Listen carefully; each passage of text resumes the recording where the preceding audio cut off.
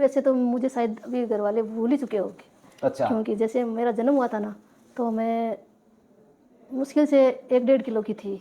अच्छा। तो जैसे यूँ लगा उनको कि ये तो सर्वाइव ही नहीं करेगी। ऐसी कंडीशन हो गई थी कि मामा जी और वो बोले कि इसको, वो हरिद्वार जा रहे थे मम्मी और, तो उनको बोला कि आप इसको मत ले जाओ, ये रास्ते में खत्म हो जाएगी। ऐसा मैडम ओम सर का शुक्रिया अदा करती हूँ। आज मैं इस मुकाम पे पहुंची हूँ और आज मैं यहाँ वापस जॉब लग के आई हूँ, ये इस बापू जी कॉलेज की वजह से। एक फौजी अपनी सरहद युद्ध पर भूमि में युद्ध कर रहा है, वैसे हम भी एक फौजी हैं जो अभी लड़ रहे हैं, शहीद हो जाएंगे। क्या बात है। तो यूँ निकल रही थी तो वो लेडीज़ कोई गेट पर ही खड़ी थी।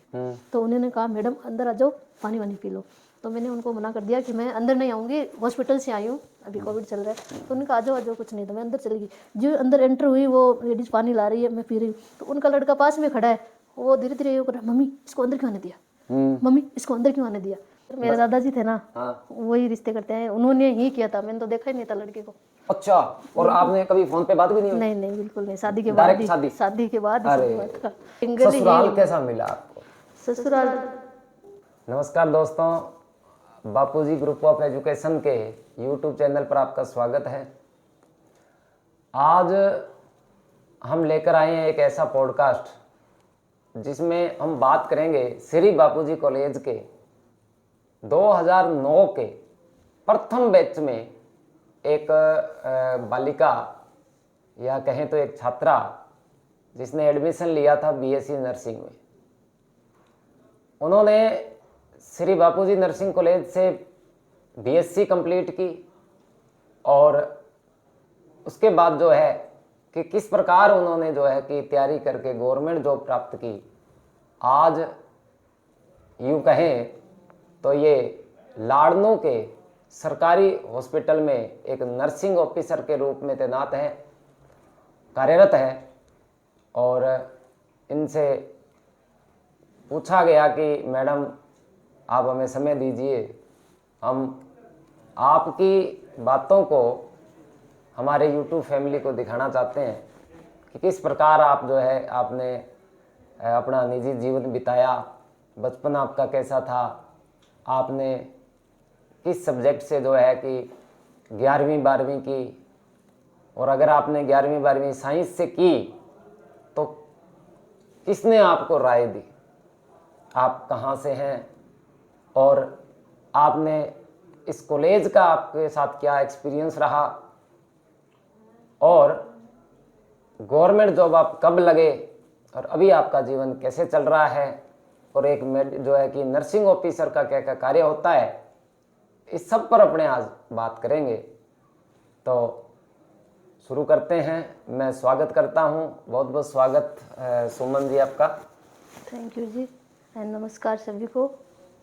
तो मैडम सबसे पहले तो मैं ये जानना चाहूँगा कि आपका जो है कि निवास स्थान आप बचपन से बताएं कि आपका जहाँ जन्म हुआ था, जहाँ आपके माता पिता रहते थे, कहाँ और माता पिता क्या करते थे, थोड़ा आप अपने बारे में परिचय दर्शकों को देवें। देखो सर, मैं बताना चाहूँगी कि जैसे वैसे तो मुझे शायद अभी घर वाले भूल ही चुके होंगे। अच्छा। क्योंकि जैसे मेरा जन्म हुआ था ना, तो मैं मुश्किल से 1-1.5 किलो की थी। अच्छा। तो जैसे यूँ लगा उनको कि ये तो सर्वाइव ही नहीं करेगी। अच्छा, नहीं तो फिर बच्चे का जब जन्म होता है तो बच्चे का उस समय वजन कितना होता है? वेट नॉर्मल बच्चे का 2.5 किलो होता ही है। 2.5 के बीच में मतलब वजन होता है बच्चा हो जाता है, वो 1.5 किलो से अगर कम होता है तो मतलब कम आस रहती है कि भाई ये बच्चा, जैसे टर्म फुल थे, जैसे 9 मंथ की थी, फिर भी वीकनेस बहुत ज्यादा थी। अच्छा, क्या कारण था इसका? क्या कारण क्या होता है इसका? न्यूट्रिशन प्रॉपर मम्मी जैसे डाइट नहीं ले पाई, वो सब हो जाता है। हाँ, तो ये ध्यान दीजिए भाई, जो भी सुन रहा है भैया, जैसे अभी गांव में ये कल्चर है, इस चीज़ को बहुत कम ध्यान दे रहे हैं कि भाई अगर एक प्रेग्नेंट लेडी है तो उसको खाने का ध्यान क्या क्या रखें, रूटीनली क्या लेना है, मेडिसिन क्या लेनी है, चेकअप क्या करवाना है। अब जैसे मेरा 90 में बर्थ हुआ था, मैं जन्मी थी, तो उस टाइम इतना नहीं था डॉक्टर्स का, हॉस्पिटल्स का चेकअप करवाना, कुछ नहीं था। पहले इतना ध्यान भी नहीं देते थे। नहीं, क्योंकि जो अपनी दादी होती थी ना, दादी अपने मम्मी और को ये कहते थे कि मैंने मेरे 8-8 बच्चे हुए, मैंने ऐसा क्या कर लिया। जैसे सर कि 4-5 महीने तक तो वो लेडीज बता ही नहीं पाती थी कि प्रेग्नेंट हूँ। मैं प्रेग्नेंट हूँ, सही बात है। मतलब ये थोड़ा सा था, तो मैं इस कंडीशन में हुई थी। फिर मैं लगभग 6 महीने की तब आपको बताती हूँ कि मेरे नाना जी एक्सपायर हो गए थे। अच्छा ठीक तो मम्मी वहाँ लेके गई थी मेरे को फिर। तो फिर ऐसी कंडीशन हो गई थी कि मामा जी और वो बोले कि इसको, वो हरिद्वार जा रहे थे मम्मी और, तो उनको बोला कि आप इसको मत ले जाओ, ये रास्ते में ख़त्म हो जाएगी। अच्छा। इतनी कंडीशन खराब थी। तो फिर मेरे दादी जी थी, मेरी माँ बोलती हूँ मैं उनको, दादी को, तो वो गए थे, उन्होंने देखा कि कंडीशन तो ख़राब है, जाएगी तो और मुश्किल हो जाएगा इनके, जा नहीं पाएगी। तो फिर उन्होंने मतलब अपने गाँव लेके आ गए मेरे को। मतलब आपको अपने मेरे मम्मी के ससुराल, मतलब आपके दादाजी के यहाँ ले आए? हाँ, दादाजी के यहाँ ले आए ठीक है। और मम्मी और सब हरिद्वार निकल गए थे। ओके। फिर माँ ने, जैसे मेरी दादी माँ थी, उन्होंने खूब केयर किया था मेरा, जैसे ऊपर का दूध पिलाना, मसाज वगैरह करना, ये सब किया था। तो दादाजी ऐसे, माँ बहुत केयर करती थी, दादाजी ऐसे हंसते थे कि, मतलब मारवाड़ी में बोलते वो कि आतन का न्याल कर सी है बड्डी और तो लागे गया नौकरी लाग सी के। अच्छा। मतलब ऐसे बोलते थे। और पहले भी लड़कियों को इतना ज्यादा महत्व देते भी नहीं थे? बिल्कुल नहीं था सर, लड़कों और वो को भी ज्यादा- फर्स्ट थी मैं। तो फिर अच्छा, हाँ, ठीक है। तो उनके वो भी टेंशन हो गई कि पहली बार लड़की होगी, वो भी महत्व नहीं था। हाँ, पहले ये तो फिर माँ ऐसे हंसी थी कि क्यों नहीं लगेगी नौकरी, तो लगेगी मेरी पोती। तो उस दिन से जैसे पॉजिटिविटी वो आने लग जाती है ना घर में, जैसे माँ के दिमाग में आ गया, ख्याल आ गया कि मैं इसका अच्छे से केयर करूँगी, वो क्या कुछ ना कुछ तो हो गई। तो ये तो मेरी जन्म की कहानी थी। फिर आप मतलब कब सबको विश्वास हुआ कि अब आप बिल्कुल स्वस्थ हो, आपको कुछ नहीं हो सकता? जैसे मैं 5-6 साल की हो गई ना, फिर जैसे पहले थम मुंह में रखना, ये सारी आदतें पड़ वो गई बच्चों को थी। माँ होता का है। दूध तो पीना बंद कर दिया था। इस बाद में मैंने उनके बाद उसमें उनको हो गया कि हाँ अब ये कुछ कर पाएगी। और क्लास में भी, जैसे मैं गवर्नमेंट स्कूल में ही पढ़ी हूँ, तो जैसे मेरे पापा, आपका गांव है कौन सा प्रॉपर? मेरा गांव बाकली है, जो अपने लाडनू तहसील में ही है। अच्छा, बाकलिया। हाँ, लाडनू से 10 किलोमीटर ही है। ठीक है। तो वहाँ स्कूल जो है गांव में था? गांव में, हाँ। 10वीं तक था या 12वीं तक? गवर्नमेंट स्कूल एक तो जैसे लड़कियों का अलग था, वो 5वीं तक था, फिर एक 8वीं अलग था, तो वो दोनों का था, गर्ल्स और बॉयज़ का। तो 5वीं तक तो गवर्नमेंट स्कूल बच्चे लड़कियों वाली में पढ़ी थी, फिर 6th क्लास में वहाँ एडमिशन लिया था। तो 8वीं तक गाँव में पढ़ने के बाद फिर 9वीं और 10वीं वहाँ पास में गाँव है दुजार, वहाँ से दुजार गाँव है, विद्या विहार प्राइवेट स्कूल। गाँव में तो गवर्नमेंट 8वीं तक थी ना, तो फिर वहाँ से की थी। फिर क्या हुआ कि मैं 11th में अब एडमिशन लेना था, तो कंफ्यूजन 10th में आपके नंबर कितने थे? 64.36। 64, मतलब 65 के आसपास। हाँ, बहुत इतने बढ़िया। थे। तो उसके बाद आपने 11वीं में आए, तो 11वीं में बायोलॉजी में आने का थोड़ा बताइए आप कैसे? 11वीं में बायोलॉजी तो मतलब दिमाग में नहीं था कि बायोलॉजी ये सब्जेक्ट होता है या फिर हाँ, बच्चे क्या को नहीं होता है, पता। नहीं। आजकल तो फिर भी बच्चे हमारे को तो बहुत वहाँ पता होता पढ़ाई में भी इतना कुछ नहीं था, किसी को नॉलेज ही नहीं था। तो फिर पापा थोड़े से मतलब थे, 2-3 क्लास पढ़े थे, उनको नॉलेज ठीक था, मतलब अच्छा था।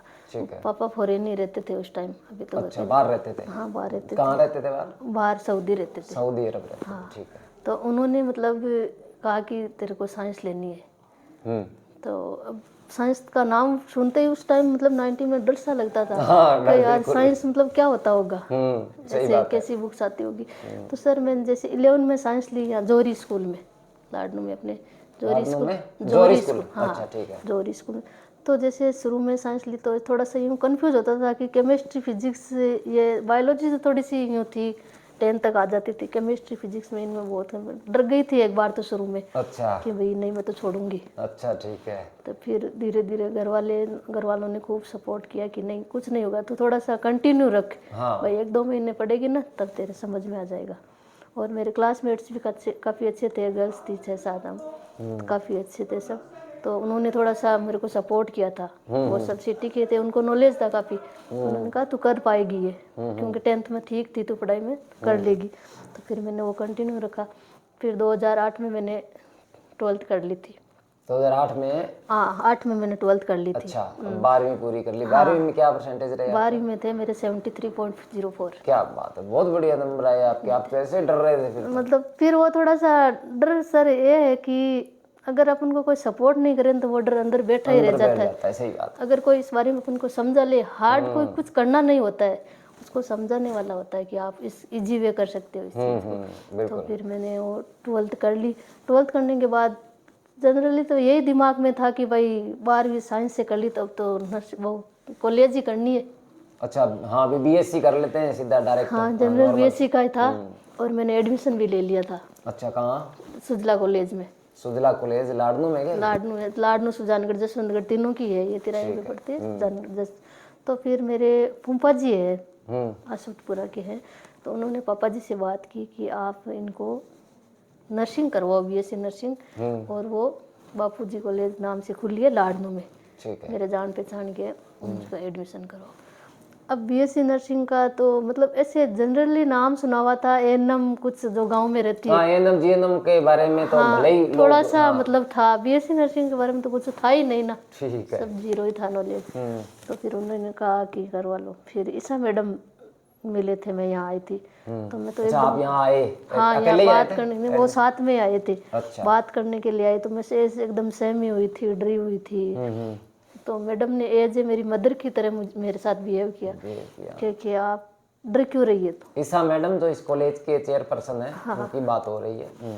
तो उन्होंने मतलब बात की, तो ऐसे मेरे को देखा और उनको लगा कि ये ऐसे डर क्यों रही है, मतलब पूछा कि तो डर क्यों रही है, क्या हुआ तेरे? मैम नॉर्मली जनरल ऐसे सुना हुआ है, नर्स वो होती है, मतलब ऐसा कर सकती है वो है, लेकिन बीएससी नर्सिंग का नाम सुना। फिर मैंने एक दो से पूछा वैसे भी जैसे, तो उन्होंने कहा बीएससी नर्सिंग तो सारा जो कंप्लीट कोर्स होता है वो इंग्लिश में होता है। अच्छा, ओहो। तो फिर वो और एजुकेशन अंदर आ गया पूरा कि यार, मतलब अपन तो सारे मारवाड़ी बैकवर्ड से उठे हुए एकदम पूरा, हिंदी नॉर्मली थोड़ा बहुत छठी बोल क्लास में देते शुरू होती थी। हाँ, छठी क्लास में तो एबीसीडी पढ़ाई जाती थी। सही बात है। तो वो भी एक सब्जेक्ट जैसे उसमें पर्टिकुलर था कि भाई आपको ये चीज रट के आनी है, पढ़ के आनी है, सही बात। पूरा कोर्स तो नहीं था ना इंग्लिश का। तो वो अब वो हम अपने वो बच्चे हैं जो जिनको ये आता था to the headmaster government senior secondary school और sir I beg to say that, उसके बाद ओबीडेंटली, यहाँ तक ही था। ओबीडेंटली की स्पेलिंग कभी याद हुई नहीं और उसके बीच में क्या लिखना है, बोले पेपर में जो आए उसके लाइनें पढ़ के वो की वो अंदर लिख हाँ, 2 दिन की छुट्टी पे हो, शादी पे हो, वो डाल दो उसमें। जो भी है अपने को पता ही नहीं होता था कि शादी के आया है कि छुट्टी का है कि इल का है। जब उसमें इल देखते थे तब इतना पता था कि ये है तो बीमारी के बारे में, तो वो का वही लिखते थे, यही होता था पहले इंग्लिश का सिस्टम। सही बात है। हाँ, तो फिर मैडम मिले थे तो उन्होंने समझाया कि देख डरने वाली बात नहीं है, तो क्लास में जाके देख, एक बार बच्चे हैं उनसे मिल, और धीरे धीरे तू जब ये करेगी ना तो सब हो जाएगा। बिल्कुल। तो फिर 1-1.5 महीने कंटिन्यू होने के बाद थोड़ा सा समझ में धीरे धीरे तो कम ही आता था। अपने वो सारी फैकल्टी थी, बहुत शानदार पढ़ाते थे, वो धीरे धीरे समझाने की कोशिश करते थे हमें कि अभी जो गौतम सर है ना वो भी थे यहाँ पे, अपने डायरेक्टर है ना। अच्छा, वो यहाँ स्टूडेंट है? नहीं, पढ़ाते थे हमें, टीचर थे। अच्छा, पढ़ाते थे। अच्छा, 2000 कब की बात है ये? 2009 की। 9 की बात है। एडमिशन लिया था ना फर्स्ट ईयर में। अच्छा, फर्स्ट ईयर में। तो उस कितने बच्चे थे आप उस समय? उसमें हमारा बैच फुल था, 40 पूरा। जितने में मतलब लगभग बच्चे कितने अंदाजा है आपको, कोई याद है थोड़ा बहुत? 40 में लगभग 35 या 40 के आसपास बच्चे थे। इतने थे लगभग आप। अच्छा, ठीक है। हाँ, उसके बाद जैसे आपको धीरे धीरे आपका फर्स्ट ईयर हो गया। समझ में आया। और फिर दूसरा कारण ये हुआ कि जैसे अपने गांव में तो ये है ही कि लड़की ने अगर 12वीं कर ली तो शादी वाला शुरू हो जाता है। वो तो पक्का, बस लड़की 12वीं कर ली तो शादी पढ़ती वाला होती है ना, तब रिश्ता कर देते हैं बस रिश्ता करने के लिए। अब पापा जी तो थोड़े वो एजुकेटेड थे, थोड़े समझदार थे, लेकिन मम्मी थोड़ा सा यूं सोचती थी कि यार मेरी बेटी के जो बराबर की है उनके तो बच्चे हो गए, ये हो गए, इसकी शादी नहीं की, इसे फोर्स करते थे। लेकिन पापा जी उन्होंने माने नहीं। फिर कैसे मेरी 2013 में तो कर ही दी थी, जैसे मैं 3rd ईयर में थी ना। अच्छा, उस टाइम शादी कर दी थी। 3rd ईयर में थे, उसमें शादी हो गई थी आपकी? और कहाँ ससुराल? ससुराल सारडी है, अपने लाडनू तहसील में। अच्छा मैडम, एक बात बताइए, चलो एक तो जनरेशन थी अपने माता पिता वाली, एक जनरेशन आई अपनी। बिल्कुल। अब हमारे माता पिता जो थे उस समय तो किसी को पता ही नहीं होता था। मान लो दादा ने जहाँ रिश्ता तय कर दिया तो मम्मी को पता ही नहीं कि भी कौन मेरा दूल्हा है क्या। वो जब फेरे होते थे तब भी मुंह को पूरा ढक के फेरे होते थे, तब भी वो नहीं देख पाती। तो जब वो ससुराल जाती थी तब पहली बार वो देखती थी, उसको पता लगता था कि भैया यार। अच्छा, ससुराल जाने के बाद में भी कोई पूछ ले ना कि तू बता सकती है कि इसमें तेरा आदमी कौन है, तो उसको नहीं पता था कि मेरा आदमी कौन है। ठीक है, तो ये कंडीशन थी। ठीक है, एक आकस्मिक सोच के देखो, जिसको हमने कभी देखा ही नहीं और आपने उस पराये आदमी के घर भेज दिया, और जो है कि उसके साथ पूरी जिंदगी बितानी है, 7 जन्म बिताने हैं। बिल्कुल। और अपने तो हिंदू धर्म में यही है, 7 जन्म बिताने हैं। लेकिन कोई गांव में या अपने क्लासमेट में या शहर में अगर हम सोचते थे कि इस लड़के को हम जानते हैं, ये बढ़िया है, तो उस समय तो कोई सोच ही नहीं सकता बिल्कुल था। नहीं था सर, और बिल्कुल भी अपनी नहीं था। जनरेशन, आपकी जनरेशन में क्या हुआ? पहले तो ये भी नहीं था, हम बोल भी नहीं पाते थे कि भाई फलाना फलाना पसंद है या कुछ और है। हाँ, ये नहीं बता वो भी पाते तो थे। जैसे यूं डर लगता था कि बाई चांस किसी का नाम लेना दूर है, यूं पता चल जाता ना घर वालों की भाई कुछ बात भी हो रही है इसमें बात भी अपने को, एक बात तो और भी है, डर लगता नोट्स था। भी मांग लेते थे ना, तो भी बात हो जाती थी। अपने टाइम में भी जब अपने बिल्कुल था पढ़ते थे, तो उनके टाइम में तो बात ही छोड़ो। बिल्कुल था। अच्छा, एक बात और है, जब आपका रिश्ता हुआ था, तब आपने अपने आपकी तरफ से आपको कहा गया था कि पहले लड़का आपको दिखाएंगे, पसंद आएगा तो शादी होगी? बिल्कुल नहीं सर, मेरे दादाजी थे ना, हाँ। वही रिश्ते करते हैं, उन्होंने ही किया था, मैंने तो देखा ही नहीं था लड़के को। अच्छा, और आपने कभी फोन पे बात भी नहीं हुई? नहीं नहीं बिल्कुल नहीं, शादी के बाद डायरेक्ट ही, शादी? शादी के बाद ही अरे, सब हुआ था। ये तो बात भी नहीं देखो, हो पाई थी कि अब जितने भी दर्शक देख रहे हैं, ये देखो, ये हुआ है अन्याय सबके साथ, ठीक है? तो क्योंकि शादी, एक तो शादी करना, और एक बाद में शादी करने के बाद की परेशानियां, और ऊपर से ऐसे आदमी के साथ या ऐसी महिला के साथ जिसको हम जानते ही नहीं है। पर चलो मैडम, पर एक बात है, जो आजकल ज्यादा जानते हैं ना, या जिसके साथ कहते हैं कि हम इनके फ्रेंडशिप में रहे हुए 4 साल या 5 साल, तो उनके साथ अगर शादी होती है तो ज्यादातर डिवोर्स के केस हो रहे हैं। बिल्कुल हो रहे हैं, लेकिन जिसने कभी नहीं देखा, यार उनका जीवन बहुत बढ़िया चल रहा है। बढ़िया चल रहा है। तो ये भी एक, जो बड़े बुजुर्ग कहते थे ना, तो बड़े बुजुर्ग इसलिए कहते थे क्योंकि गृहस्थी से ही चलती थी। तो अच्छा, आपकी शादी हुई, आपका ससुराल कहाँ है अभी? ससुराल है मेरा सारडी गांव है, अपने लाडन तहसील में ही है, यहाँ से 20 किलोमीटर पड़ता है। आपके गांव से कितना पड़ता था? 20 किलोमीटर। 20 किलोमीटर पड़ता था। क्या करते वो जब शादी की थी उस समय, या रिश्ता किया था, लड़का क्या कर रहा था उस समय? उस समय उन्होंने बीएड कर रखी थी वो, अच्छा, जम्मू जनरल बीएड कर रखी थी। जनरल बीएड कर रखी। अब आपकी हो गई शादी, आप चले गए ससुराल। अब आप ससुराल से अप डाउन करते थे? ससुराल से कर रही हूँ अप डाउन, तब से ससुराल से कर रही हूँ, आज तक ससुराल से ही अप डाउन कर रही हूँ। अच्छा, ठीक है। और तो एक सिंगल ससुराल कैसा मिला आपको? ससुराल जैसे नॉर्मल वे तो कहते हैं कि थोड़ा सा हार्ड होता है, लेकिन मेरे लिए बहुत अच्छा था। जैसे मेरे ससुर जी एजुकेटेड है, टीचर है, रिटायर्ड। वो मतलब हर चीज को समझते गए कि भाई इसको क्या जरूरत है, इसको क्या करना है। जैसे आप शादी यूँ कभी फोर्स नहीं किया कि तेरे को पढ़ना नहीं है, तेरे को ये जो कर लिया है बीच में ही छोड़ दे, ऐसा कुछ नहीं। जैसे आपकी शादी हुई, आप ससुराल गए, आपको घर का सारा काम आता था?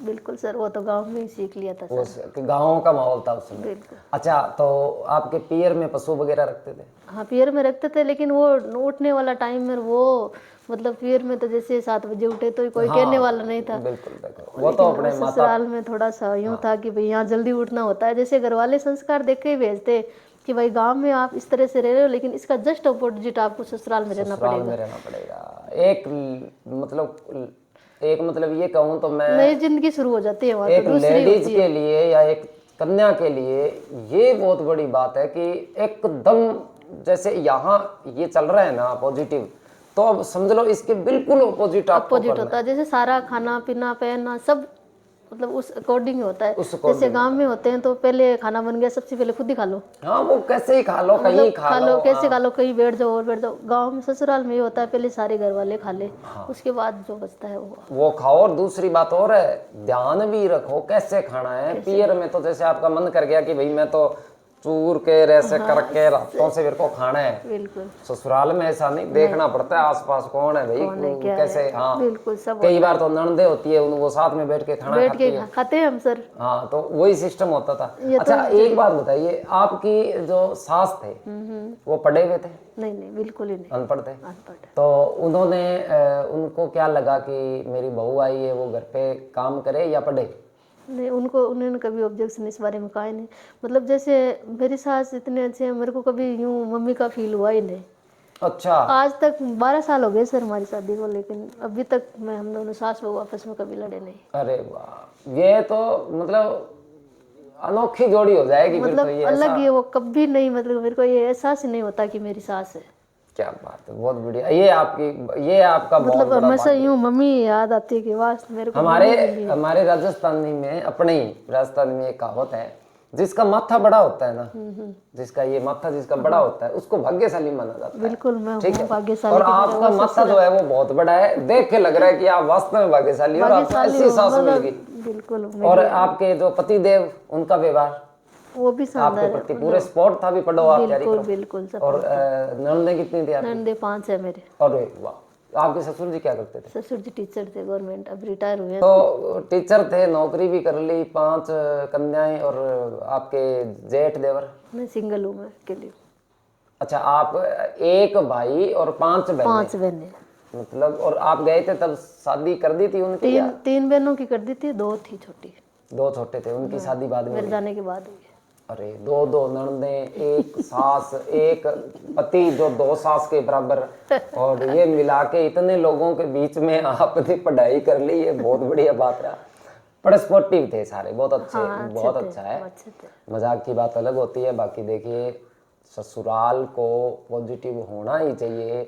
जब एक सास हो, चाहे वो भी तो एक माँ होती है, माँ होती है। उनके भी बच्चियां होती है। देखो, मैं सबको यही कहना चाहता हूँ कि बहू जो है ना, वो बहू को बहू मानोगे तो वो कभी भी आपको अपने मन में आपको नहीं बिठा पाएगी, और आप उसको अपने दिल में नहीं बिठा पाओगे। बिल्कुल। तो होता है ना ऐसे कि बेटियों का क्या होता है कि बेटियां जब जवान होती है ना मैडम, हाँ जी, तो उससे पहले क्या है कि उसकी मम्मी जो है वो भी जवान होती है। बिल्कुल। तो काम वगैरह सारा घर का जो है बेटियों को, जब 20 साल 22 साल की बेटी हो जाती है तब तक उसकी माँ ही करती है। तो बेटी जो है वो पढ़ लिख कर अगले के घर चली जाती है। हाँ जी, अब जब बहू आती है तो धीरे धीरे कुछ सालों के बाद, जब वो जो जिसको जो सास होती है या जिन बेटियों की वो माँ होती है, वो क्या है कि धीरे धीरे बुढ़ापा आने लग जाता है उसका। बिल्कुल। तो अब बुढ़ापे में वो बेटियां नहीं आएगी, नहीं आएगी वो, अब बहू बुढ़ापे में होगी तो वो। बहू ही काम आएगी। तो लेकिन ये बात पता है हर को, ये नहीं है कि किसी को पता नहीं है, सबको पता है। ये कोई पहली बार तो कोई बता नहीं रहा, लेकिन फिर भी ये एक, मैं तो ये मानता हूँ कि ये फैशन ही बन चुका है कि सास बहू के प्रति जो है ना अपना रवैया कभी भी नरम रखेगी नहीं। ठीक है, और पढ़ी लिखी हो चाहे, हाँ बिल्कुल, ये तो ये नहीं है कि माइंड सेट ही है लोगों का। हाँ। जैसे कि सास अगर माँ बनने लग जाए और बहू अगर बेटी बनने लग जाए जिस दिन, बिल्कुल। तो अपने आप सारे हाँ, रिश्ते अच्छा एक बात और है, मैं इतनी बात देखो, ठीक है हो सकता है कोई ये कह दे कि सास ही थोड़ी खराब थोड़ी होती है, बहुएं भी खराब होती हाँ, ये तो है। लेकिन मैडम एक बात बताऊं, कोई बच्ची जब वो मैरिज करके, अभी तक भी 95% अरेंज मैरिजें होती है अपने। बिल्कुल होते तो जो अरेंज मैरिज में रिश्ता हो गया, उसके बाद वो शादी होगी, वो अपने घर जाती है ना, तो वो ये कभी सोच कर नहीं जाती कि मैं जाकर अगले घर को जो है वो खत्म कर दूंगी, नहीं, बिल्कुल नहीं, मैं सास से लड़ूंगी, कि मैं जो है उससे लड़ूंगी, कोई नहीं चाहती। नहीं चाहती। लेकिन होता क्या है कि वो जाके वहां के माहौल को देखकर धीरे धीरे जब वो सास का रवैया देखती है तो धीरे धीरे वो चेंज हो जाती है। बिल्कुल होती लेकिन एक परिस्थिति ऐसी भी आती है, देखो कई जगह एक ऐसा सिस्टम हुआ है कि कुछ 5% या 10% तो लड़कियां ऐसी होती है कि उसकी अगर सास सही भी हो, वो तो अगर वो लड़कियां अपनी माँ के टच में रहेगी ना, हाँ हाँ, वो तो है। ठीक है, तो जिस माँ ने कभी अपना घर ढंग से नहीं बसाया, वो बसने तो नहीं वो बसने अपने लड़की को भी नहीं नहीं देगी। देगी। तो ये भी एक बहुत बड़ी बात है। तो देखो शिक्षा, अगर आपने शिक्षा ले ली तो डिग्रियां जो आपने लेके घर पे रख रखी है ना, कोई फायदा नहीं है। वो क्या मायने नहीं करोगे? रखती। डिग्रियों के साथ अगर संस्कार है आप में, हाँ, अगर आपका चरित्र ही नहीं है, अगर आपके संस्कार ही नहीं है, तो उस डिग्री का क्या फायदा। सही। और एक बात और है, मैं आपको, अच्छा मेरे एक दिमाग में बात आई, आपने जो बापूजी कॉलेज से नर्सिंग की थी, तो इस कॉलेज में जो है कि ऐसा सिस्टम आज चल रहा है कि डेली सुबह यहाँ पर हवन होता है। ठीक है, तो हम तो मतलब बहुत, या तो बदकिस्मती थी हाँ, कि पहले कर गए, वो पहले कर गए आप, लेकिन नहीं, ठीक है आपने वो उस समय कर गए। अब आज 2018-17 से यहाँ रेगुलर कोई ऐसा विद्यार्थी नहीं है जो जो जो ना उपस्थित हो। हर व्यक्ति सुबह हवन में उपस्थित होता है। ये आज उनको जब देखो हवन करवाया जा रहा है, मतलब वैदिक संस्कृति से वो जुड़े हुए हैं, तो उनको संस्कारवान बनाया जा रहा है, तो उनके संस्कार कैसे होंगे। मैं रोज जैसे ईशा मैडम का चैनल सब्सक्राइब कर रखा है, वो रोज देखती हूँ।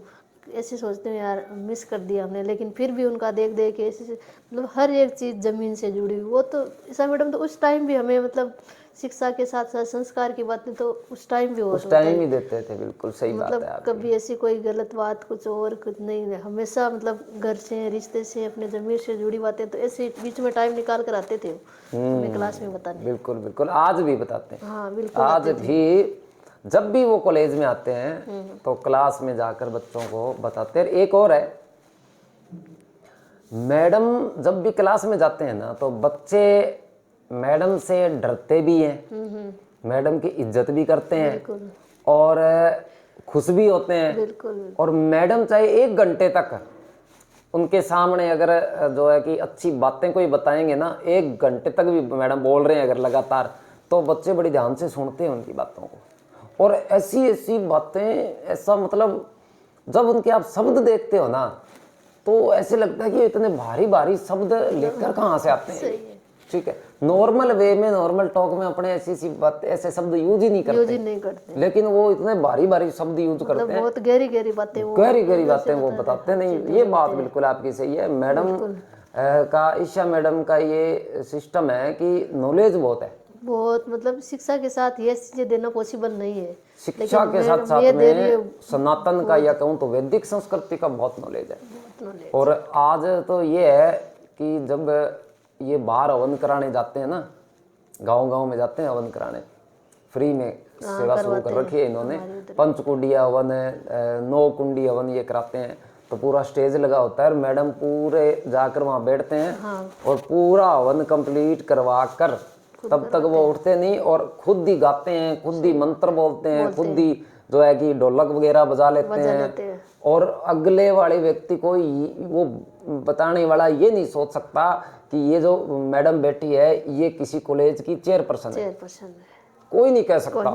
उनके गांव में जाएंगी ना, गांव में जाएंगी ना तो एक साधारण सा मतलब वेश धारण किया होगा। जैसे हवन पे जाते हैं तो वही इनका शांति कुंज वालों का आपको पता है पीली ड्रेस होती है, तो पीली साड़ी पहनकर जाते हैं और जाकर उन्हीं लेडीज जो गाँव में जो लेडीज है ना घूंघट काट के जो बैठी होती है उनके साथ ही मतलब उसी प्रकार से बातें शुरू कर देते हैं। और अगर उन्होंने कह दिया ना कि अच्छा, एक बात और मैं आपको बताऊं, मैं भी उनके साथ कई बार गया हूँ कि वीडियो वगैरह बनाता हूँ, तो एक इनको ये फर्क नहीं पड़ता कि मैं किसके घर आई हूँ और किसके घर में खाना खा रही हूँ। बिल्कुल इन्होंने कभी ये बात नहीं देखी भी इसकी जाति क्या है कि मैं इसके घर खाना खाऊं।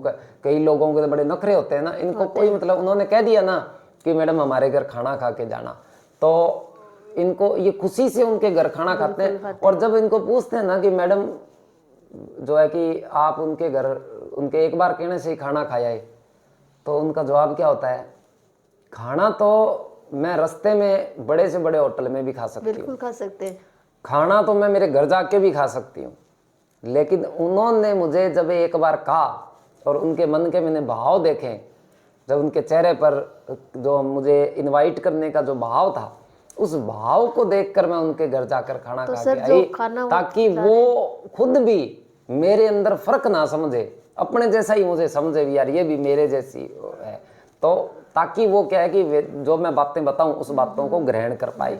तो ये भी एक गायत्री परिवार से जुड़ने के बाद में मैडम ने जितने जो जागृति इस क्षेत्र में मैडम लेकर आई है ना, हर व्यक्ति वैसी नहीं लेके आ सकता, नहीं ला सकता, क्योंकि मैडम सोच भी नहीं सकते कि मतलब जैसे नर्सिंग कर रहे हैं ये चीजें, मतलब बिल्कुल सोच भी मैडम क्या कि जो कोई अनपढ़ है ना उसके सामने तो वैसे ही बैठकर अनपढ़ बन जाती है। और अगर कोई थोड़ा सा ऐसे मतलब फैशन वाली जो होती है, जो औरतें वो में नहीं आई है, वो अगर थोड़ा सा जिनका स्टैंडर्ड अगर वो मेंटेन रखती है तो मैडम उनके साथ भी अपने स्टैंडर्ड को बढ़ा लेती है।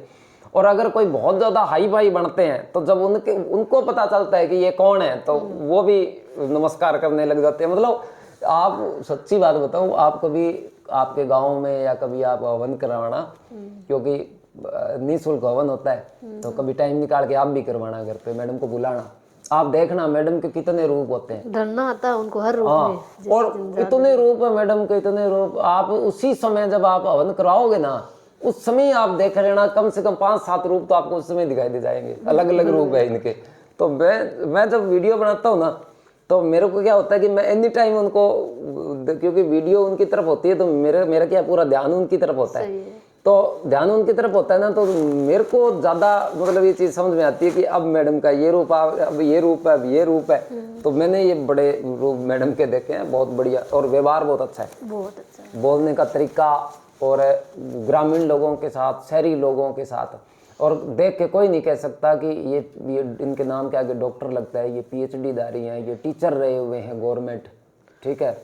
तो मैं तो बता ही रही हूँ सर, मैं यहाँ आई थी तो वैसे ही तिड़ रही हुई, तो मैडम मिले थे तो उन्होंने मतलब उस तरह से समझाया जैसे कि कोई घर में अपने मम्मी पापा या फिर समझाते हैं ना। आप ये बात मानते होगे, बिल्कुल। अगर इस मैडम की जगह कोई और ऐसी औरत नहीं, होती आज यहाँ मैं पे, यहाँ इस तो मुकाम आप पे नहीं यहाँ तक होती। आते ही नहीं। नहीं आती, बिल्कुल ये बात मानती सही है, हूँ, बिल्कुल मानती हूँ, नहीं अच्छा, आती। तो ससुराल पे वापिस आते हैं उसी टॉपिक पर, बैग गए थे अपने। तो वो जो क्या नाम, ससुराल में आपके सारे पढ़े लिखे हैं, आपके कहने का मतलब ये, आपके जाने के बाद में आपकी दोनों ननदों की शादी होगी, दोनों अपने अपने घर बढ़िया, पांचों अपने अपने घर बढ़िया खुश हैं। आप ननदों और भाभी की कैसे बनती है? बहुत अच्छी बनती है। बहुत अच्छी बनती है सारी ननदें आप? हाँ, क्या है कि मेरे ससुर जी टीचर थे ना, इस वजह से वो भी एजुकेटेड थी, पढ़ी लिखी थी, तो उनमें थोड़ी समझ ठीक है कि भाई हाँ ये सब वो आते हैं, भाभी का मान सम्मान आदर उनको बताया कैसे करना है, ठीक है, ठीक है, बहुत बढ़िया बात है। चलो अब अपने आते हैं मैडम आपके कॉलेज में, जो आपने 4-5 साल बिताए, जी। कैसा माहौल था? ये बता रही हूँ 4-5 साल कब निकल गए पता ही नहीं चला। मतलब बच्चे ज्यादा कोऑपरेटिव थे या स्टाफ ज्यादा कोऑपरेटिव था या मैनेजमेंट ज्यादा कोऑपरेटिव था? सारे इक्वल थे हमारे, सारे कोऑपरेटिव, सारे इक्वल, जहाँ जिसकी जरूरत पड़ी उन्होंने साथ दिया।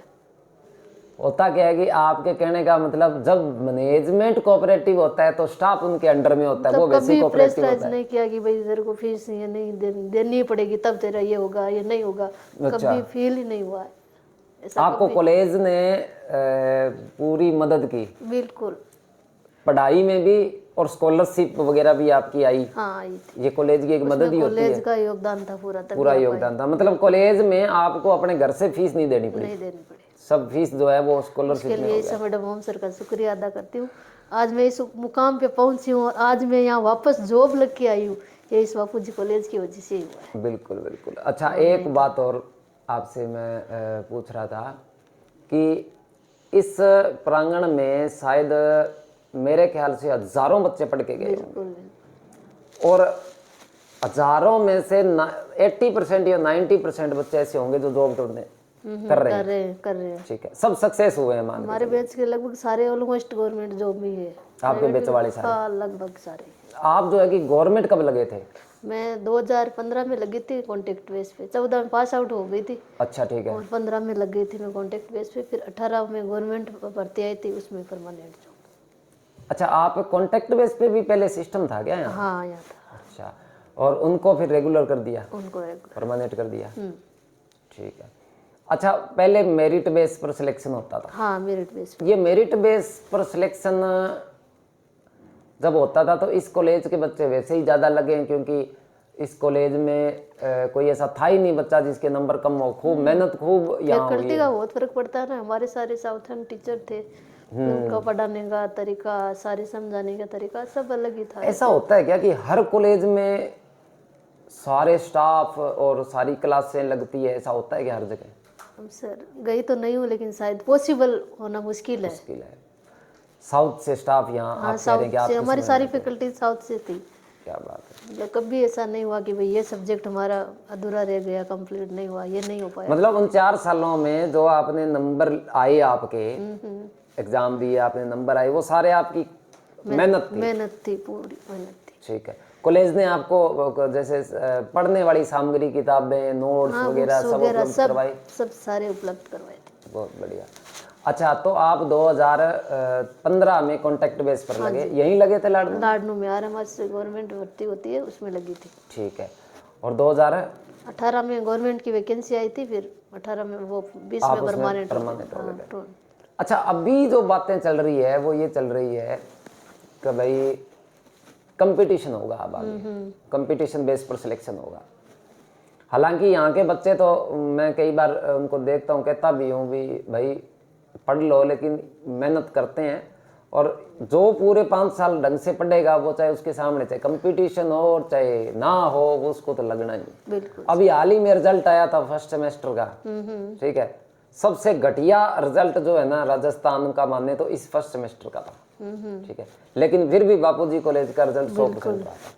ये एक बहुत बड़ी बात है। मैंने तो यहाँ के सर से पूछा था, मैंने कहा बच्चे को कोई अलग सी डाइट देते हो क्या, डाइट उनकी अलग है या खाना कुछ खिलाते हो क्या खिला के भेजते हो भाई उनको? तो नहीं सर हम पढ़ा के भेजते हैं। सही। अच्छा मैडम, आप गांव से हैं, ससुराल में भी अब जाते हैं, पियर भी जाते हैं, बिल्कुल। आपके आसपास के समाज में एक रिवाज होती है, जब हम पियर में होते हैं तब भी लोग आपस में बातें करने लग जाते हैं कि बच्ची ये 12वीं कर ली, जवान होगी, इसको ब्याह दो, इसको पढ़ा क्यों रहे हो, बाहर भेज रहे हो, बच्ची बस पे जाती है आती है या बहन पे जाती आती है, आप क्या भरोसा, कल को जो है आपका मुंह काला करवा देगी, ये करवा देगी। वो तो दबाव होता ही है, वो तो दबाव आपके माता पिता ने सहा, बिल्कुल, ठीक है, जैसे तैसे करके उनकी नहीं सुनी। लेकिन बात सबसे बड़ी आ गई कि जब आप ससुराल पहुंच गए, तब ससुराल में तो क्या होता है कि देखो मैं सीधी बात कहता हूं, आपके सास ससुर और आपके पति आपकी ननदों के अलावा जितना भी परिवार होता है, चाहे वो आपकी बुआ सास हो, मामी सास हो, कुछ भी हो, वो और पूरा गांव और अड़ोसी पड़ोसने, वो सारे जो होते हैं ना, वो कभी नहीं चाहते कि आपका परिवार आगे बढ़े या आप जॉब लग जाओ या आप सक्सेस हो जाओ, कभी नहीं चाहते।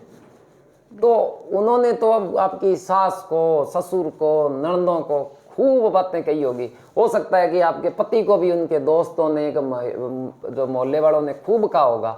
वो स्ट्रगल आपने कैसे किया, और आपके घर वालों ने उनसे उनकी बातें सुनकर भी नजरअंदाज किया, उसके बारे में थोड़ा सा बताओ। आप बता रहे हो, जैसे सर मेरी 2013 में शादी हो गई थी। बिल्कुल। शादी के बाद तो पढ़ना वैसे भी इम्पॉसिबल हो जाता है, जिनके मतलब पूरा परिवार कैसे मिलता है। तो फिर ससुराल में गई, 10-15 दिन वहाँ रुकी मान लो। तो वहाँ पे जैसे मेरी सास है, ससुर है, ननद है, सब ने आपस में बात की, भाई ये पढ़ रही है, अभी कंप्लीट होने में इसके 2.5-3 साल लग जाएंगे, अभी हम इसको डिस्टर्ब करेंगे तो कंप्लीट हो नहीं पाएगी। तो फिर बीच बीच में जैसे आप अभी बता रहे हो, जो अदर रिलेटिव होते हैं जैसे वो दूसरे, तो उन्होंने कहा पढ़ ली बहुत है, हाँ, अब कहीं कसी थान रोटी बन गई कलेक्टर, आप थाने रोटी कौन देसी के, आप पढ़ ले सी जना, मतलब ऐसे नेगेटिव वे में उनको ले जाते गए, काम है उनका ये तो। लेकिन मेरे ससुराल वालों का शुक्रिया अदा करूंगी मैं उनको दिल से कि उन्होंने कभी किसी की बात नहीं मानी। बिल्कुल, बहुत उन्होंने हमेशा यही कहा, ये अगर चाहती है ना तो ये सही चाहती है, गलत नहीं करेगी, हम इसका फुल सपोर्ट करेंगे, ये पढ़ेगी तो हम पढ़ाएंगे, इसका साथ देंगे, जाएगी। क्या पहले ही दिन मतलब ऐसा क्या जादू कर दिया था जाते ही आपने? कोई मंत्र था आपके पास? हमारे दर्शकों को, महिला जो देख रही है, लड़कियां महिलाओं को आपको मंत्र बता दो, जाते ही सास पे मंत्र छोड़ा आपने, ससुर पे मंत्र छोड़ा, कौन किया, कोई माला निकालते थे आप किसी मंत्र? देखो सर, मैं ये आपके थ्रू बताना चाहूँगी कि पढ़ाई अपनी जगह है और संस्कार अपनी जगह है। अगर हम ससुराल जा रहे हैं तो अपनी डिग्रियों को गिनाने वहाँ लग जाएंगे कि भाई मैंने ये कर रखा है, मैं ये काम क्यों करूँ। सर आपको बता दूँ, मैं सुबह उठती गोबर उठाती हूँ भैंस का। क्या? अच्छा, सुबह पहले मेरे दर्शकों की आपकी दिनचर्या कितने बजे शुरू होती है? सुबह मैं उठती हूँ 5 बजे उठ जाती हूँ। अरे वाह, 5 बजे। और एक बात हो रहा है, आपने कभी फील किया है कि या आपको याद आ रहा है कि 5 बजे उठना और वो 5 बजे वाली नींद, वो भी सर्दियों में सर, और वो भी सर्दियों में, और वही बिस्तर छोड़ देना 5 बजे, ओ हो, ऐसे लगता है जैसे किसी ने 10 किलो का जो है ना हथौड़ा मारा है किसी ने सिर के ऊपर और बोला है कि जा उठ के ये काम कर। सही बात। इतना बड़ा ये मतलब सुबह वाली नींद में डिस्टर्ब होना कोई नहीं चाहता।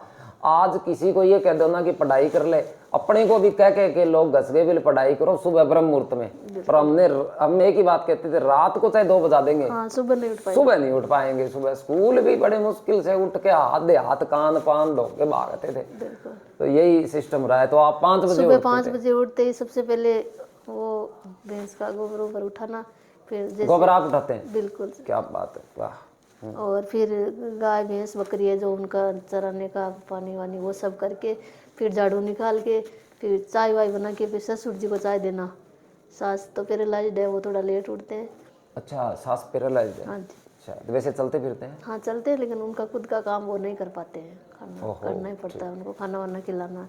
फिर वो सारा करके बच्चों को उठा के उनको तैयार करके उनका टिफ़िन तैयार करके फिर खुद का करके फिर निकलना होता है। और कितने बजे ड्यूटी है आपकी? ड्यूटी अभी सर्दियों में तो 9 से 3 है और गर्मियों में 8 से 2 होती है। 8 बजे पहुंचना होता है हॉस्पिटल। चलो अपनी गर्मियों को थोड़ा सा छोड़ते हैं, सर्दियों में हाँ, आपको 9 9 बजे बजे पहुंचना ही होता है। 9 मतलब बजे से आप 5 गांव मिनट से पहले। यहाँ कितने बजे चलते होंगे गांव से? गांव से मैं जैसे देख अभी 9 बजे का टाइम है, 8:20 पे निकल जाती हूँ, 40 मिनट लगते हैं वहाँ से। और 8:20 से पहले पहले आप ये सारा काम कर लेते हैं करके आना पड़ता अकेले? है अकेले ही। अरे भाई, इसी वजह से आज मैं उस गांव से उस घर से सबसे जुड़ी हुई हूँ।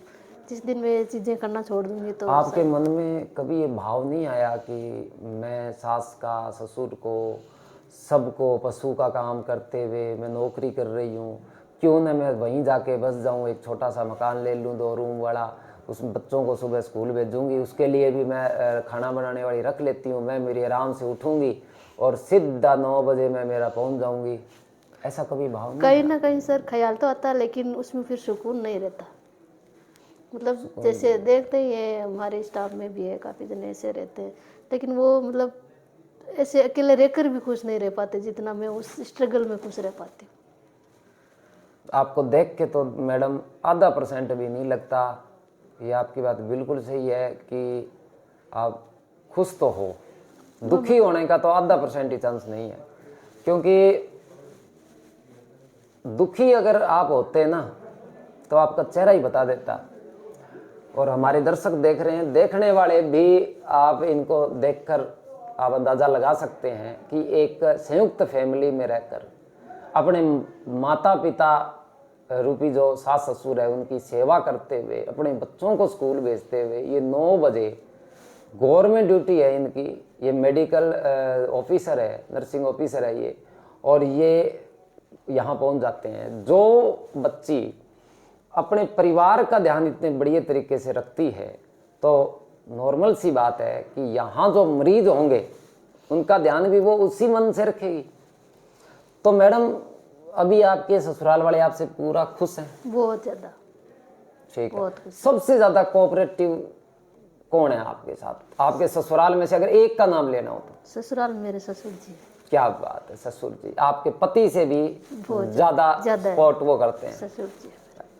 तो आप अपनी तनख्वाह ससुर जी को देते हैं या जैसे पति सर को मैं देते बता रही हूँ आपको, 2015 में कॉन्टेक्ट पे लगी थी ना, उस टाइम से आज तक की मेरी पूरी सैलरी ससुर जी को देती हूँ। तभी ससुर जी। और पति नाराज, वो पति है ना थोड़ा सा वो ससुर जी से कम क्यों है? वो इस कारण ही है कि वो यार सैलरी सारा नहीं पापा सर, को। उसका भी रीज़न बताती हूँ मैं आपको। उसका रीज़न ये है कि जैसे मेरे हस्बैंड अभी जॉब लगे नहीं है, अच्छा, तो उनके ससुर जी को मैंने कहीं ना कहीं ये फीलिंग नहीं आ जाए, भावना आ जाए कि भाई वो कमा रही है मुझे कुछ दे नहीं रही है। अरे मैडम आपने तो सबका दिल जीता है।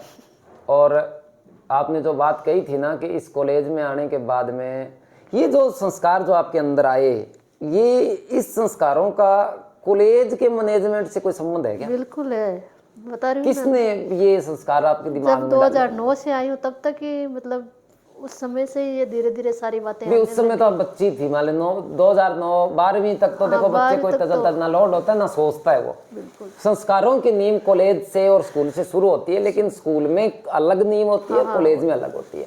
तो मुझे ये बताइए, यहाँ जो है कि आपने कहा तो ये संस्कार का योगदान यहाँ से किसका ज्यादा रहा है आपकी लाइफ ईसा में? मैडम का बहुत ज़्यादा रहा है। ईसा मैडम के संस्कार बहुत ज़्यादा रहा है, सपोर्ट संस्कार सब चीज़ें मतलब बहुत ज़्यादा समझाया उन्होंने। अगर एक शब्द में ये कहूँ कि ईसा मैडम ने आपको संस्कार दिए, उसी संस्कार के बदौलत आप आज अपने ससुराल में एक खुशहाल जीवन जी रहे हैं। बिल्कुल जी, बहुत बढ़िया। उनका 100% योगदान रहा है। और मेरे घर वाले जैसे मैं हर दम मेरे माँ दादा दादी जैसे उनकी हर बात आज तक ही उनकी बात मानती आई हूँ।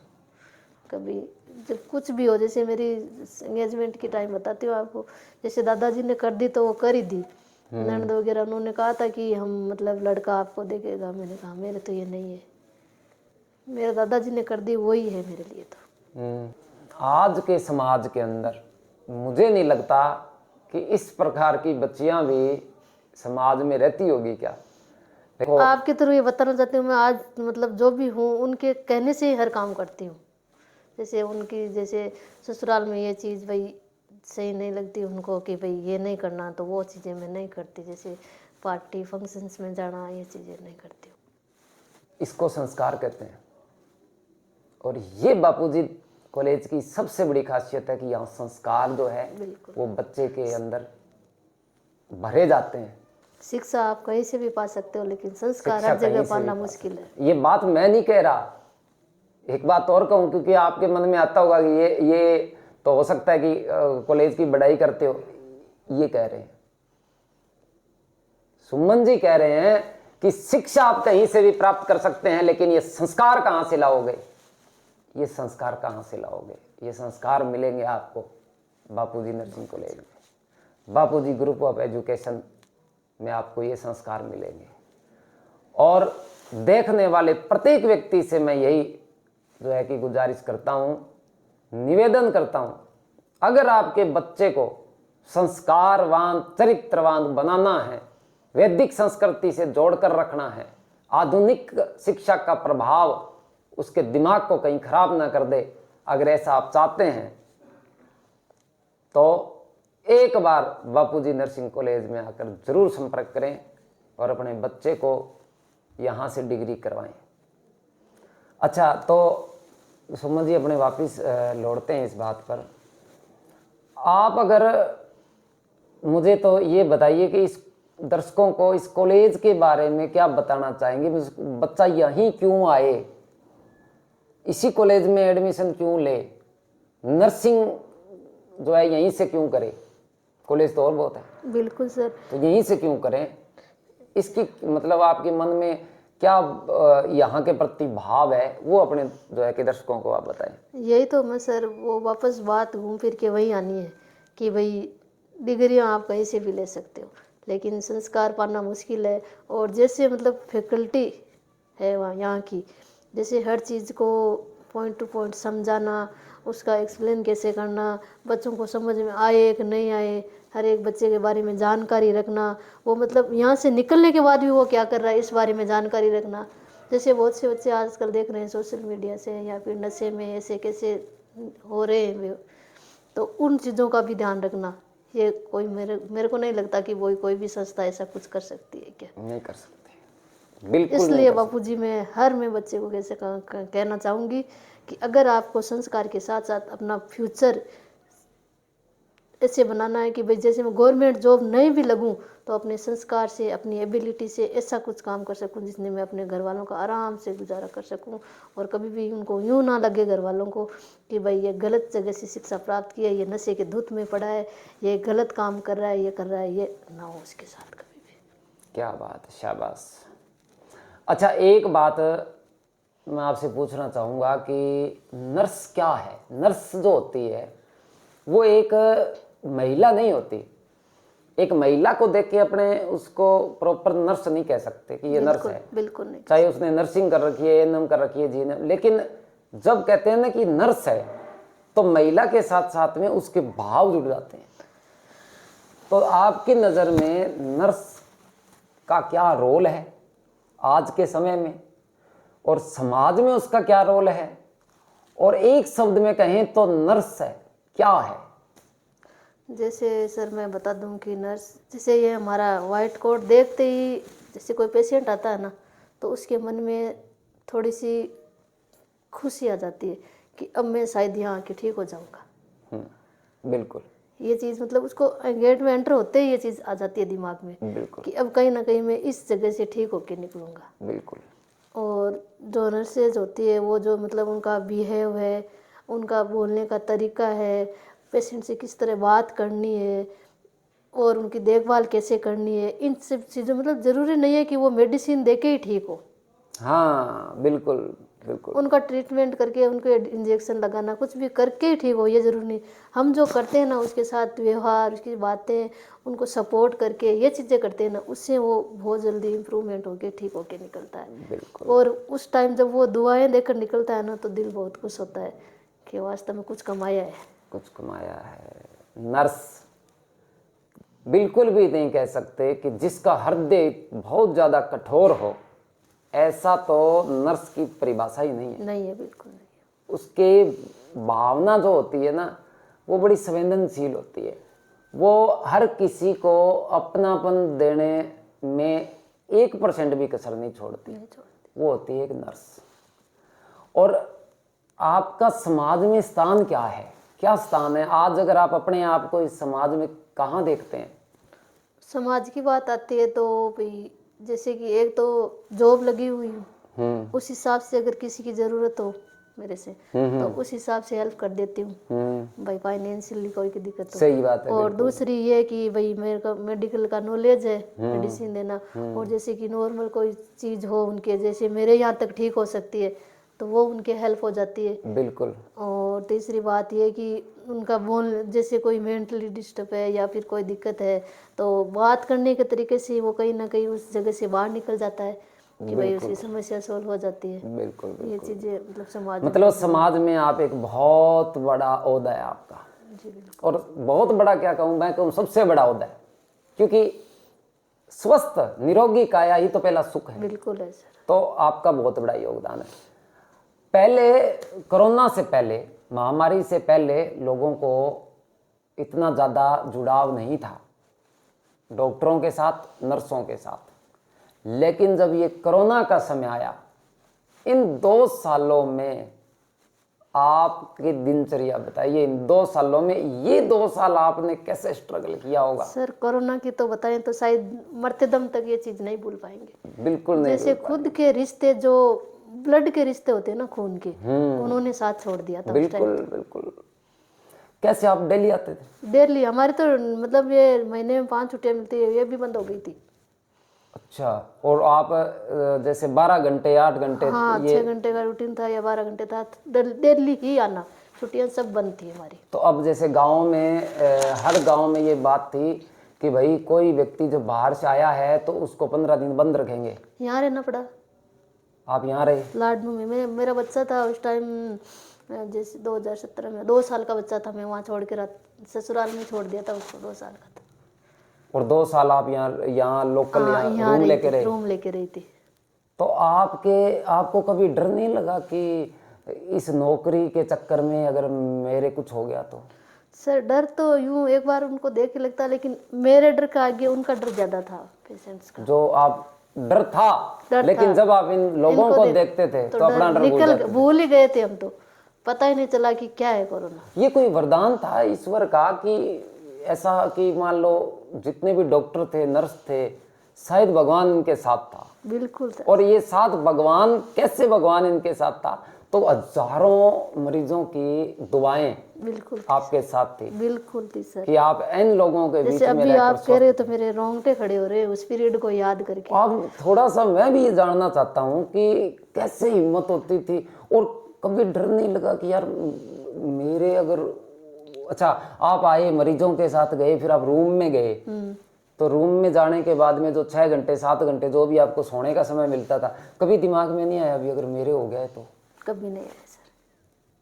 कभी बुखार लगा कि जैसे एक फौजी अपनी सरहद युद्ध पर भूमि में युद्ध कर रहा है, वैसे हम भी एक फौजी हैं जो अभी लड़ रहे हैं, शहीद हो जाएंगे। क्या बात है, वाह क्या उदाहरण दिया आपने कि फौजी जब बॉर्डर पे लड़ता है और सामने जब उसके गोलियां चलती है ना दुश्मनों की, तो वो ये नहीं देखता कि मेरे गोली लगी, तो वो यही सोचता है कि मेरे चाहे 1 नहीं 1000 गोलियां लगे, लेकिन मैं मेरे देश को झुकने नहीं दूंगा, मैं उस दुश्मन का खात्मा करूंगा। ये वो दुश्मन थे जो बॉर्डर के उस पार थे, और ये जो है वो दुश्मन जो इन्होंने जिसको फेस किया, वो दुश्मन था इनके कोरोना।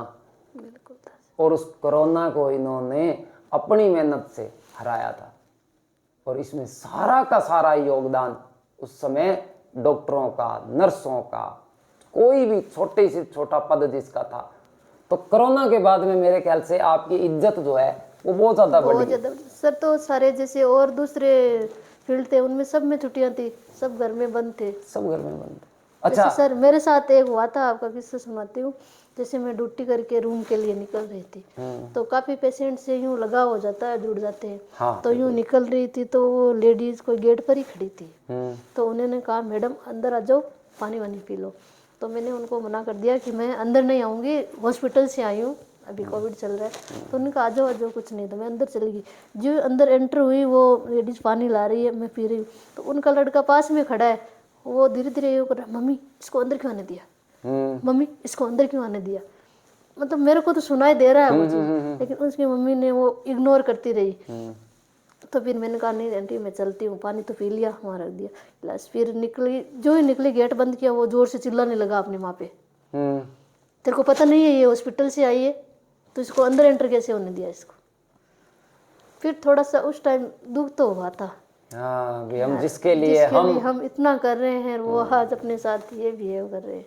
अच्छा, आपने कितनी डेड बॉडियां देखी होगी उस समय? सर मैं जिस जहाँ रूम पे रहती थी ना, तो वहाँ के जस्ट पीछे ही वो शमशान घाट था। जैसे मैं रात को 11 बजे सोती थी तो बॉडी जलती हुई छोड़ती थी, और सुबह उठती थी 5 बजे तो वो जलती हुई बॉडी मिलती थी। मतलब यूँ लाइन लगती थी कि अब मेरी बारी है, अब मेरी बारी है।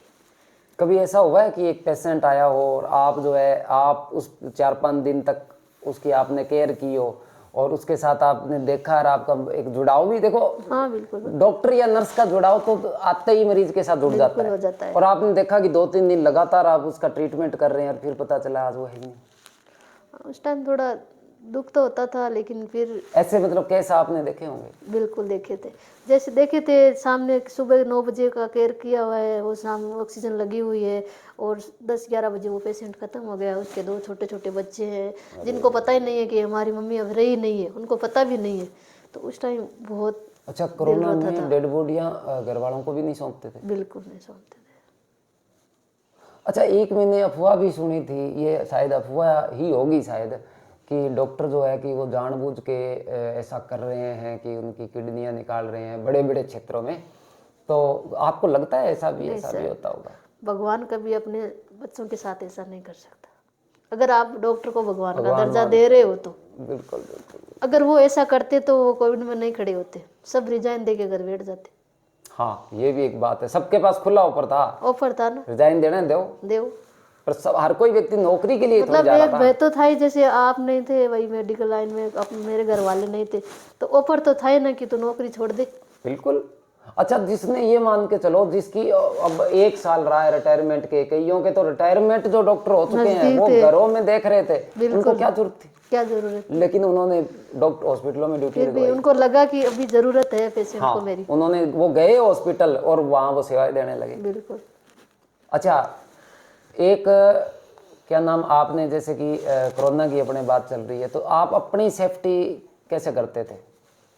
वहाँ तो पीपी किट आता था, वो पहन के मास्क वगैरह सब प्रॉपर केयर। डेली वो किट पहनने के बाद वो यूज एंड थ्रो होती थी? Use and throw. तो क्या वो किट जो थी वो इनफ थी कि आपको रोग से बचा लेगा? नहीं थी, थोड़ा सा 0.1% सेटिस्फेक्शन था कि इससे बच सकते हैं। हाँ, भी एक वो था, मन को तसल्ली देनी थी भी भाई हम ऐसे रहते हैं, या घर वालों को एक तसल्ली देनी थी भी देखो हम तो पूरा वो है। लेकिन जहाँ इतने बड़े कि हर घरों में मतलब बंद कमरे, जैसे ये बंद कमरा, यहाँ कहाँ से वायरस आ जाए, तो भी लोग मतलब कोविड से हो गए थे।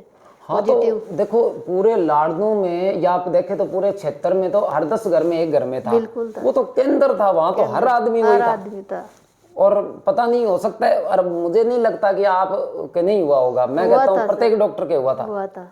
ठीक है, लेकिन वही बात, दुआएं उन लोगों की जिन लोगों को आपने बचाया था, जिन लोगों की आपने केयर की थी, उनकी दुआएं थी कि आपके जो कोरोना हुआ वो आप पर प्रभाव कर ही नहीं सका। क्योंकि एक दूसरी बात एक और है, आप मेंटली बहुत ज्यादा मतलब स्ट्रांग हो चुके थे। आप देख देख के उनको देखते आपके मन में एक ही बात आती थी कि चाहे कुछ भी हो जाए, एक कोई क्यों ना बचाएं, लेकिन बचाएंगे।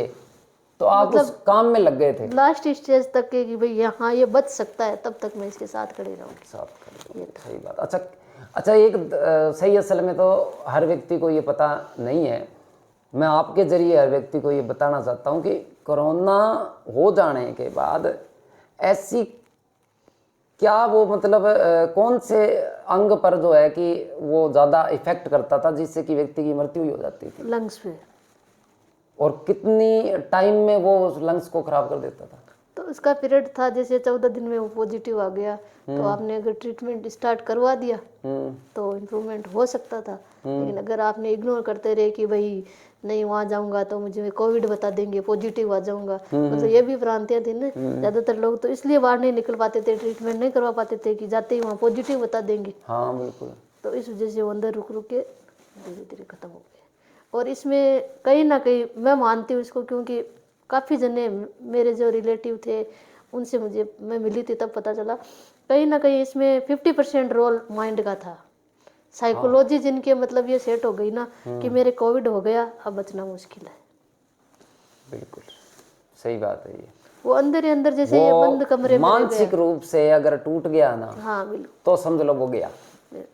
अच्छा, आपने कहा लंग्स के, तो जिन लोगों ने सरकार के कहने पर या डॉक्टरों के काढ़ा शुरू कर दिया था, जैसे हम जैसे लोग घरों में एक दो बार काढ़ा पी लिया करते एलोरे थे। का इनका था। हाँ, तो आपको कौन बना के देता था यहाँ काढ़े? ऐसी कोई सुविधा थी? कभी लिया ही नहीं था कुछ। ये शायद मेरे ख्याल से नर्स या डॉक्टर ही ऐसा कर सकता है, कभी कुछ आम लिया ही आदमी नहीं कर सकता। इससे रिलेटेड कभी कुछ लिया ही नहीं था। क्या बात है। अच्छा चलो, आपने नौकरी की उस समय, तो कोरोना का तो वो मंजर देखो, शायद आपके जीवन में देखो अपनी इतनी पीढ़ियां निकली है ना, उन्होंने कभी ऐसा दौर नहीं देखा था। ठीक है। और एक पहले एक आई थी, एक बीमारी महामारी आई थी चूहे वाली, पता नहीं वो कोई फैल गई थी, प्लेग वगैरह, उसमें लोगों की मृत्यु हो गई थी।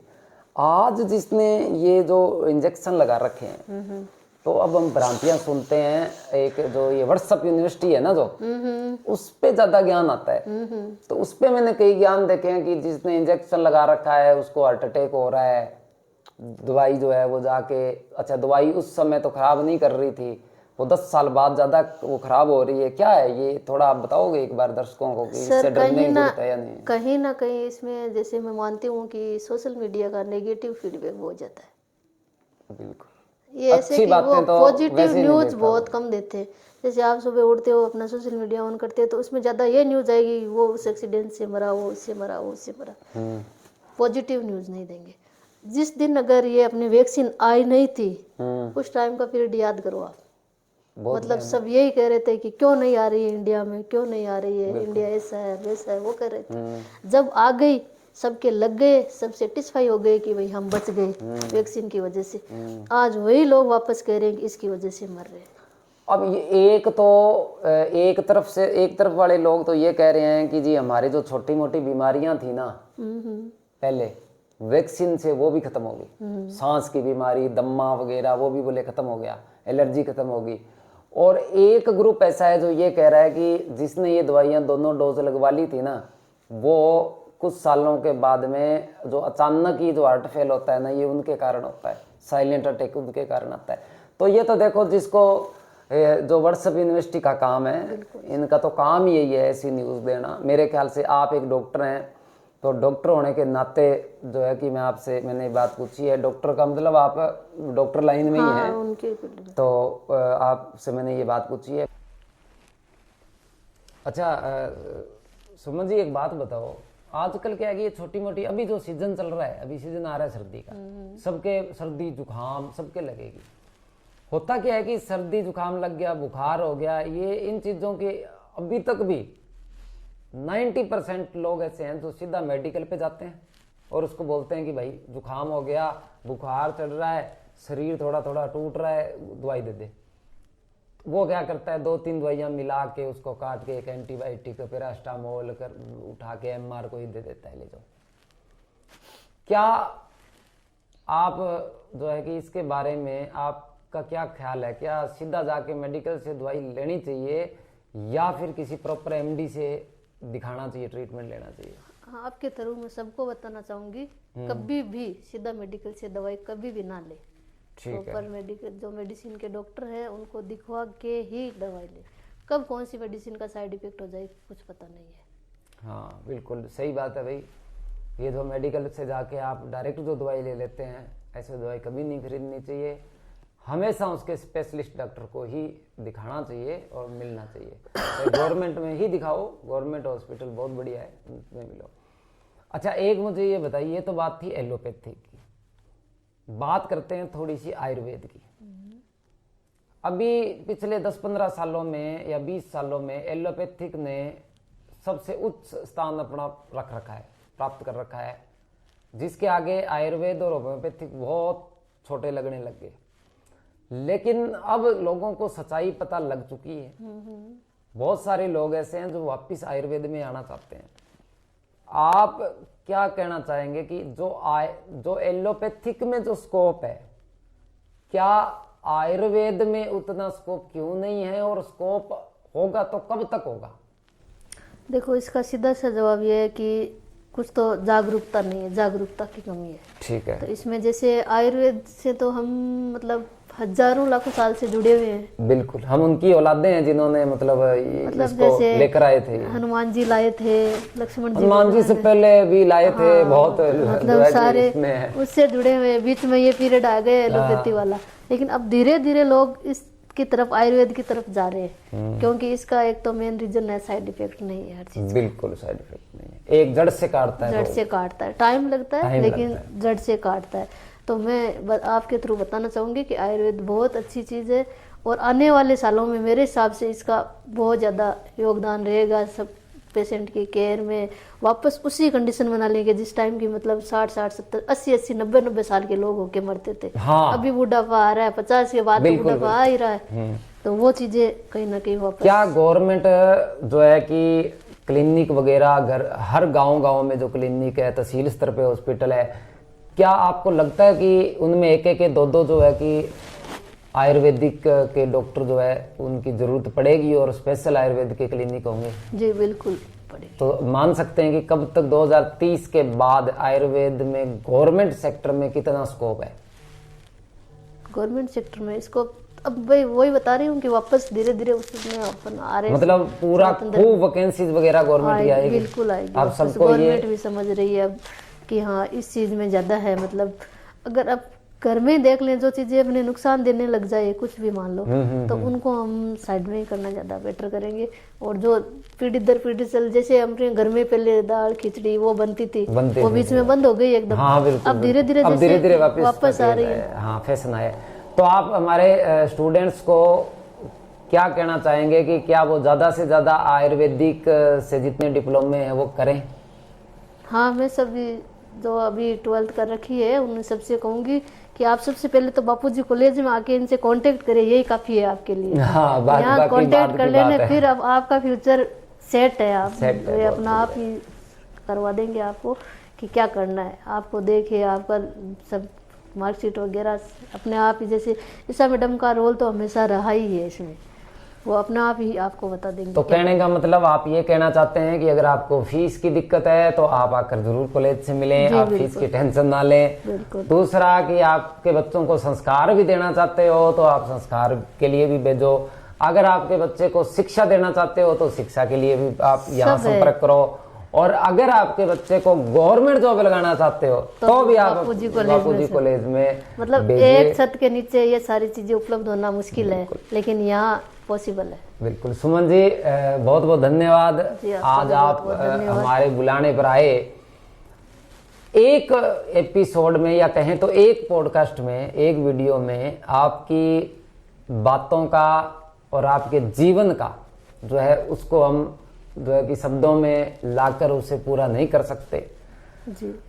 हो सकता है आगे भी आपकी जरूरत हो, कभी आपसे और भी कोई जानकारी ली जाए, तो कभी भी अगर आपको हम बुलाएंगे तो आप हमारे दर्शकों के लिए जरूर आना जी, जरूर। और कोशिश करेंगे कि आपसे एक जो है कि पॉडकास्ट और करें आपके साथ, और उस समय आप जो है कि बच्चों को और बहुत सारा जो है कि मोटिवेट बातें बताइए कि आप अपने जीवन की और अपने आसपास के समाज को जो आप देख रहे हैं उसके जीवन की और आपने ये जो सफलता प्राप्त की है तो और भी ज़्यादा से ज़्यादा लोग आपसे फायदा ले पाए, लाभ उठा पाए आपसे।